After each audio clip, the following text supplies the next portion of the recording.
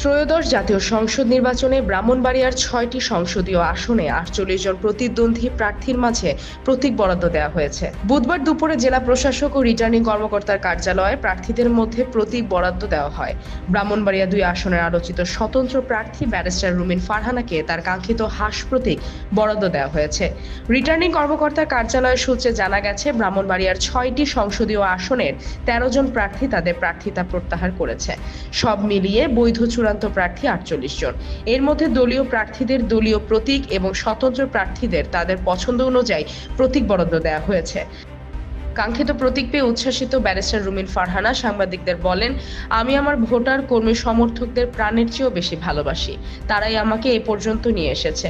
তারা যখন আমাকে দেখে, ছোট ছোট বাচ্চারা চিৎকার করতে থাকে, আমাদের হাঁস মার্কা, আমাদের হাঁস মার্কা, তাই এই মার্কাটা আমার ভোটারদের মার্কা, আমার মার্কা।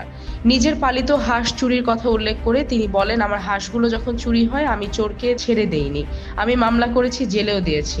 আমার এই হাঁস যদি কেউ চুরি করার চিন্তাও করে, আমি যথাযথ ব্যবস্থা নেব। রুমিন ফারহানা বলে, আমি ব্রাহ্মণবাড়িয়া ২ আসনের সাধারণ মানুষের প্রার্থী। ভোটাররা যদি আমাদের নির্বাচিত করেন, ভোটাররা যা বলবেন, যেভাবে চাইবেন, আমি ব্রাহ্মণবাড়িয়া ২ আসনের উন্নয়ন সেভাবেই করব।